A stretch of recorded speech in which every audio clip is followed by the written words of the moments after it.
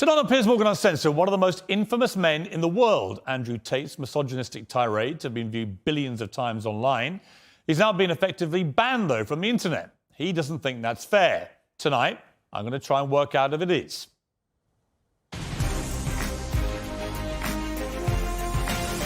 From London, this is Piers Morgan Uncensored.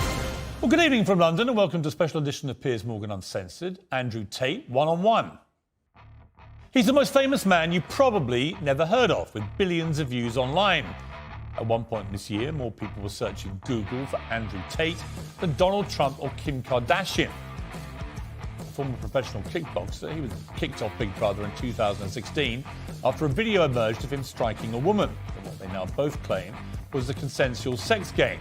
He's since made millions as a pornographer and casino owner in Romania, but it's his online videos that have made him notorious across the world, posing as a playboy with fast cars, cigars, weapons and cash.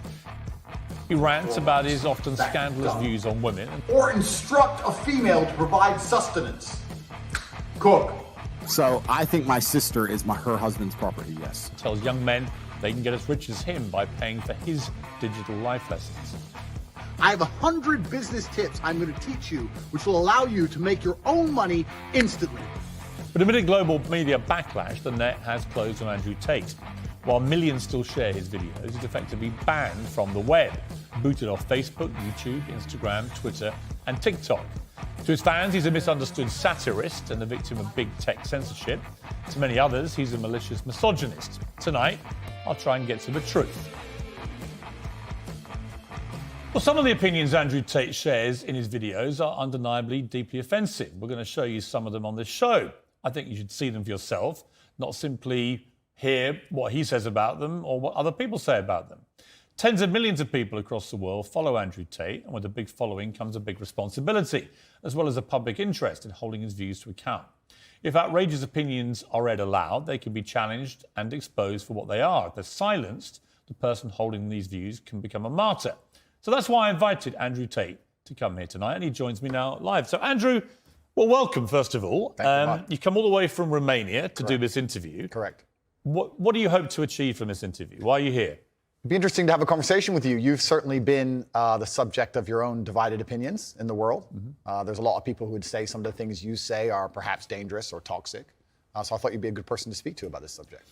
I didn't know much about you before this year, and then I suddenly became very aware of you, as the world did, because, as I said earlier, you were the number one subject searched on Google ahead of Donald Trump. Yeah. I didn't think it was even possible. Yeah.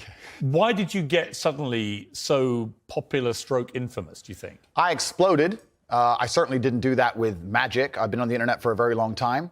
I think in the world we live in now, as the other side, the people who disagree with me, as they get more and more tyrannical in their censorships and their hate mobs, etc., as standard masculine practices are deemed toxic, I didn't put a magic spell on everybody. I managed to accumulate a large amount of affinity with the male populace across the Western world because I'm simply saying things that many men believe, think and feel. The problem I would say is I want to play you just a clip off the top. This is from Joe Rogan, who's somebody I absolutely love. Sure. And I think it explains to me what I presume my issue with you is going to be, right? Correct. And you have absolutely got the right to try and persuade me otherwise. Sure. But Joe Rogan said this about you.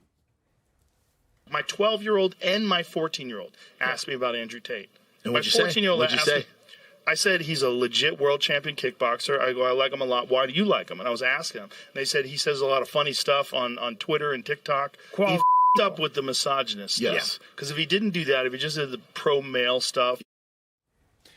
So I thought that was interesting because when I've gone over everything that's been at the centre of the debate about Andrew Tate, I come down with Joe Rogan in the sense that there's a lot of stuff you say I agree with. You know, I've got 3 sons in their 20s. It's not easy, actually, being a young male in the modern world. And I think a lot of the things that you say about that can resonate with them. Yeah. The problem comes with the, 10, 20% or whatever of your output, which on the face of it appears to be blatant misogyny.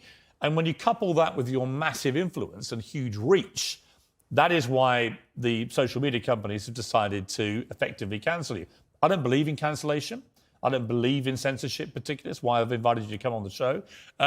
But I do think a lot of the things you've said are blatant misogyny. Do you accept that? So you made a very interesting point there. You just said on the face of it appear to be blatantly misogynistic. I understand that on the face of some of the long format content I've made, if you're going to take a few seconds out of hours, chop it up, put it all over social media, accompanied with my massive fame, then things can absolutely not be taken out of context. I do not hate women in any regard. I have no negative relationship with women. No women have come forward saying I've hurt them. I have no criminal record for hurting women. There's no way I can be seen as the face or the devil in regards to how men treat women on the planet. I'm absolutely and utterly the opposite. I believe in protecting and providing. I've been misunderstood. There's been large contingents of people who have tried very hard to purport lies about me. And the truth of the matter is, I've been producing content for a very long time. Hours and hours of videos been cut down to 2 or 3 seconds of clip. Those clips have gone viral and people misunderstand me. But I think you've used this phrase and be taken out of context. And I'm not sure that is correct in the sense that it still comes out of your mouth. And some of the things some of the things you've said, I just think are blatantly. Well, let's do them. Let's hear them. Let's go through some. Sure. Right.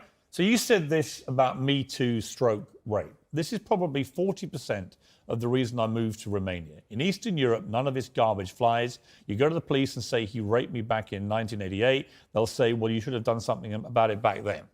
Yeah, so the point I was making was obviously at the height of the Me Too scandal, and also if we look at Amber Heard and Johnny Depp, there's been a lot of high-profile cases where men have been accused of things they did not do without evidence, and their lives have been completely and utterly destroyed. Right. When I say these things, people sit and say that, oh, he hates women. I don't hate women. I think rape is disgusting. I would take a stronger stance on rape than the British government. I think these people should face the death penalty. But to sit and say that women without evidence can go forward and just make up accusations against men, even though they've been repeatedly proven to destroy men's lives at will, is absolutely and utterly What about asinine. a woman who was raped back in 1988 and goes to the police?